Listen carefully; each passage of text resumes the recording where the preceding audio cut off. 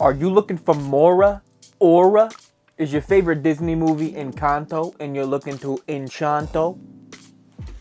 Oh wow, such a funny joke, you fat fedora wearing Jeez, man. I'm trying to stay monetized. Could you maybe cool it a little bit? Anyway, I got a list of enchantment auras that should inspire some creative decks from y'all. Y'all, huh? Yeah, y'all. Yeah, that hat's changing you. I like it, okay? Coming in at 26 cents and 2,276 decks, we've got Gleam of Authority, which is 1 and a white for an enchantment aura. Enchant creature gets +1/+1 for each 1/1 counter on other creatures you control. Enchant creature has vigilance, and pay 1 white, tap it, bolster 1. With the ability to buff creatures into the late game and the added benefit of vigilance on the enchanted creature, Gleam of Authority is a great defensive tool in a counter-based list. A commander like Gabe would be great with this because, you know, Gabe makes 1/1 creatures. Those 1/1s are going to be the smallest thing, so it interacts well with the bolster mechanic.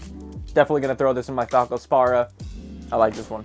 Y'all better get ready for this one. Saying y'all again. Yes, y'all again. I can't help but notice you don't have the hat on this time. My room's hot. This next card is on the reserve list and comes in at $36.22. So, maybe if your playgroup's okay with proxies, this is one to consider. It's ran in 9,563 decks, and it's called Treachery.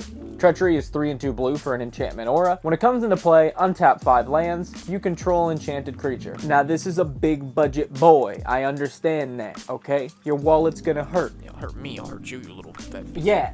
You get your little stupid fedora ass Dude, head out of you. You're a Stupid piece. ass mother- You're a wallet with a hole through it with a piece of floss that I pull. I'm sorry, I didn't mean that. Are we cool? Yeah, no, we're fine. We're cool. Okay, alright. Again, if your playgroup's cool with proxies, or if for some reason you watch a budget Magic channel and you have a fat pocketbook, maybe consider it. It's essentially a free mind control, which is a pretty good card. You can steal commanders, steal late game threats, and not to mention you can untap 5 of anyone's lands, I'm pretty sure. Extra good in a political deck because you're stealing people's creatures and you're untapping people's lands. Coming in next, we got Necromancer's Mage Mark. For 14 cents, ran in 714 decks. For 2 and a black, we get an enchantment aura, enchant creature. Creatures you control that are enchanted get +1/+1. If a creature you control that's enchanted would be put into a graveyard, you just go ahead and pop that back into your hand. This is one in a series of Mage Mark cards that all provide different benefits to our enchanted creature, along with a board-wide 1/1 to all of our enchanted creatures. The white one having flash, the blue one giving unblockable for non-defender creatures, the red providing first strike, and the green Mage Mark giving an additional 1/1 to the enchanted creature when it's blocked for each creature blocking it. This makes me want to make a 5-color deck just so I can run all the Mage Marks and make like a 5-color aura list. The wheels are turning a little bit. I also really like the black, the white, and the blue one in the new Ariete commander. I think this is fantastic in her because she steals other people's creatures that cost less than what you're enchanting. So with these boys, you can just snag other people's low value creatures that they play. Have a huge board full of creatures that are all getting Mage Mark buffs. But that 5-color Mage Mark deck might be a thing. The mana base is going to be a little rough. We don't have the money. Come on, dude. Just, it makes me feel good. Hey, You can Nick, handle it. this one's not even a joke. We don't have Seriously? the money. There's $1. I have There's $1 buck inside. I in have there? $1. Oh my. You see the $1? Yeah, I see it. No, I see it. That's a buck. Yeah. Coming in next, we've got Draconic Destiny for 31 cents. Ran in 9,265 decks. For 1 and 2 red, we get an enchantment aura. Enchant creature gets +1/+1, has flying, haste, and pay 1. This creature gets +1/+0 until end of turn. It's a dragon in addition to its other types. When enchant creature dies, return Draconic Destiny to your hand. Yeah, you keep turning all your stuff into buffed, haste, flying dragons for 3 mana, and it just keeps coming back. If you're in like a combat-based commander where you want your commander to be smacking face, this is pretty good. I mean, really any creature list where you want it to be smacking face, giving it haste and flying is a pretty good way to do that. This seems extra good in an enchantment-based deck that has access to red and green, like Tashira the Shatterblade, along with enchantresses to draw cards, make tokens, keep playing the Draconic Destiny to keep drawing cards, keep drawing more tokens. That seems pretty good. Coming in next, we got Druid's Call for $2.37, ran in 6,470 decks. For 1 and a green, we get an enchantment aura. When enchant creature is dealt damage, its controller puts that many 1/1 green squirrels into play. This might be one of my favorite ones on the list, and it's for one stupid, simple monkey brain reason, and that is gods with indestructible that have green in them. I guess any creatures that have indestructible, but I really like the gods. And then you enchant Druid Call onto it, and you make a bunch of squirrels. Keep in mind, if the god isn't a creature anymore because of your devotion, this will fall off. We don't really care about super efficient plays. I like a lot of squirrels.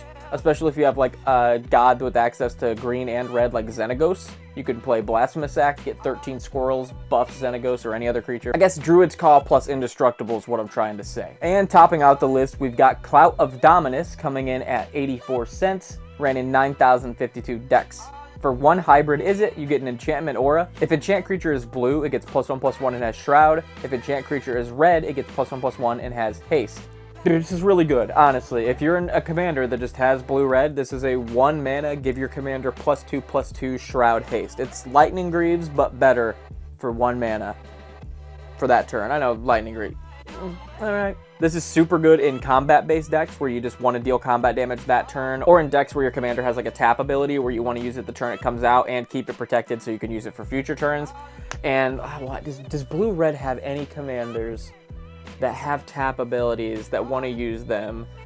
Yes, they have a ton of them. Throw this into a deck like Magus Luque Kane to be able to activate her right away and keep her safe for only 1 mana. Or something like Narset Enlightened Exile would be great because you're trying to deal combat damage the turn she comes out. This also protects her, gives her +2/+2 so she's harder to block. I'm here for it. I love the Shadowmoor Eventide auras that give the 2 color buffs. I think they're all pretty great. This one's awesome for 1 mana. I thought I would shout it out. And the cherry on top of any good obscure card video, the Patreon card submissions coming in from Tuxel and Aaron Allard. Tuxel recommends Temporal Isolation, which is 1 and a white for an enchantment aura with flash, enchant creature has shadow, prevent all damage that would be dealt by enchanted creature.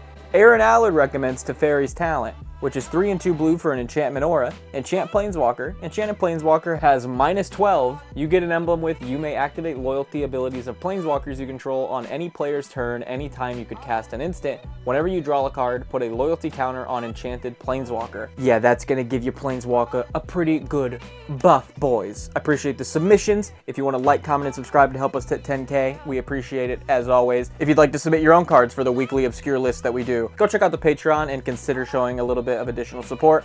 As always, I appreciate you guys. I'll see you guys next time.